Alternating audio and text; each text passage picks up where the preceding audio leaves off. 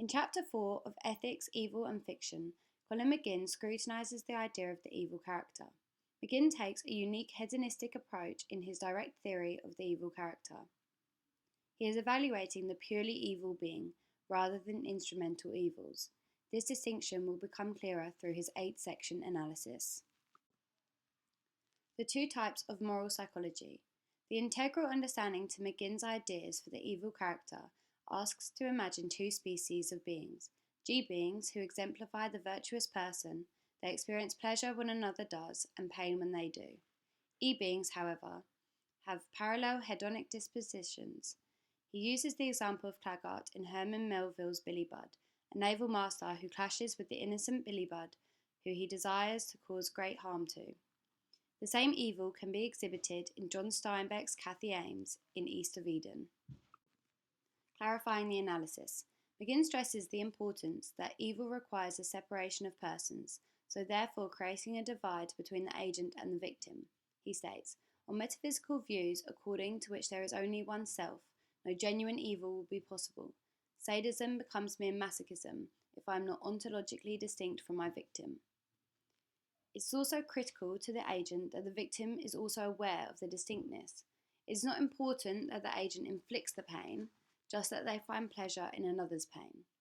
McGinn's views here seem to be a subtle indirect response to act utilitarianism, which mainly concerns maximising pleasure for the individual, where McGinn rules it out. Some applications. McGinn outlines a few cases which potentially fall into the category of evil. He pays particular attention to envy. He states that the generalised envy of others could easily lead to a personality that seeks the suffering of others. It can demonstrate a strong pleasure to pain link. He uses the example of Claggart's envy of Billy's moral nature. However, the ambiguous nature of revenge and rivalry seem to allow them to fall in both categories for good and evil, and do not classify as easily as envy. Revenge can convert a person's hedonic dispositions, which can be contrasted by justice, and rivalry with the idea that rivals better each other, but have pleasure for their pain and pain for their pleasure.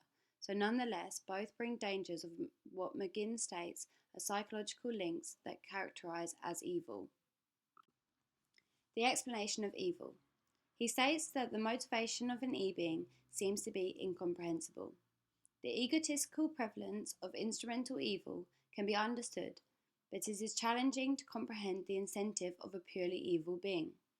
In an attempt to give an answer, McGinn identifies 5 possibilities, though the two he is most concerned with are human motivation and brute fact. The attraction of pain. Might this desire for your pain be a means of satisfying some deeper desire I have? The idea of an evil being's human motivation could be due to a much more complex need, perhaps a desire for attention. However, a fundamental and prominent feature seems to be power and control the agent has over the victim.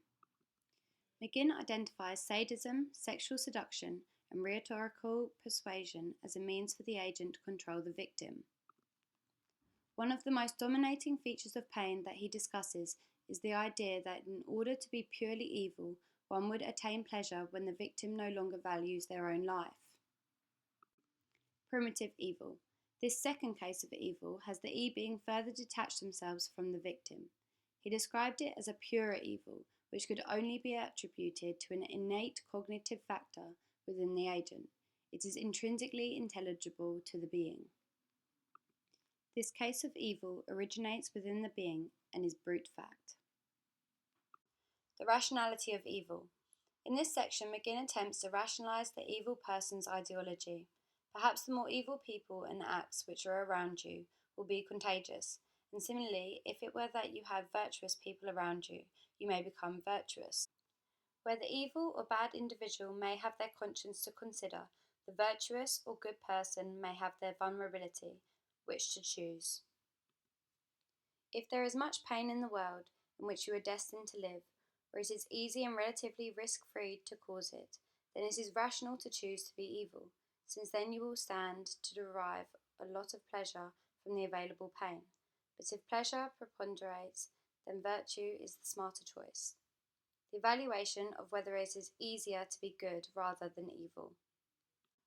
In this final section, The Origins and Prevention of Evil, McGinn seems to think that for an evil character to develop, there must be some extraneous factors other than genetics.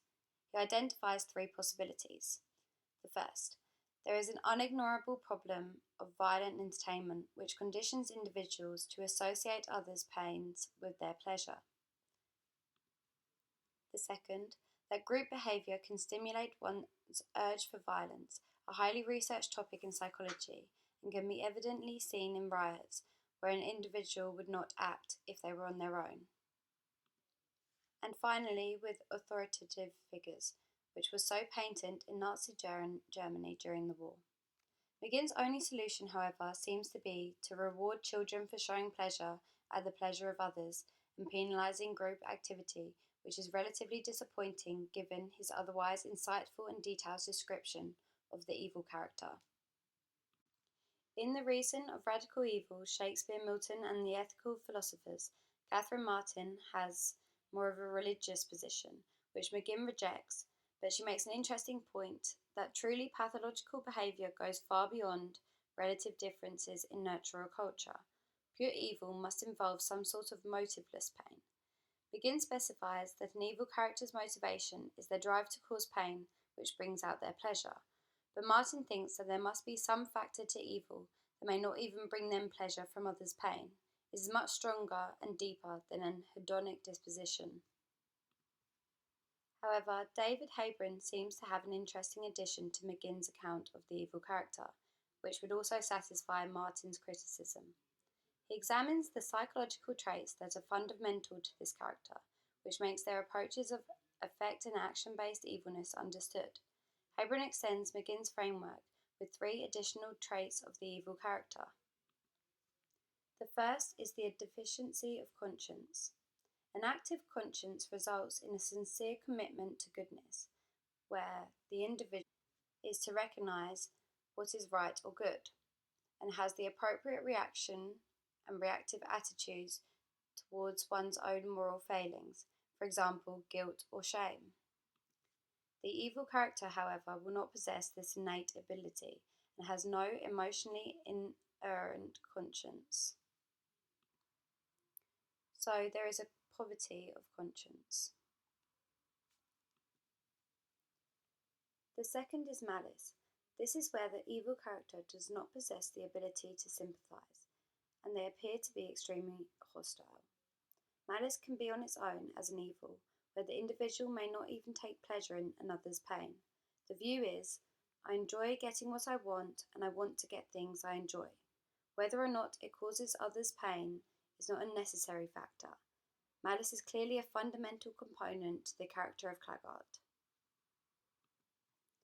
which perhaps McGinn misses. The final extension Habron adds is that the evil character needs malevolence. This is where the evil being seeks not so much the pain of others, but badness, destruction, and general evil ends. For example, Claggart's vile disposition is malevolence. Why would he otherwise choose a virtuous person like Billy Budd, where he is making his job harder? He does not only enjoy the suffering of others, but despises whatever goodness they possess, a deep-seated enmity towards goodness. Habron adds some interesting additions to the evil character which seem necessary. These points strengthen McGinn's ideas of primitive evil, giving an explanation of the types of innate evils one must possess to be truly and purely evil. Habron's points could subtly dismantle McGinn's argument as well, as he shows that the pleasure in others' pain is not the sole driving force for the evil character, which McGinn bases his prime thesis on. My final thoughts. McGinn offers an interesting account that an evil character is motivated by others' pains to satisfy their own pleasure.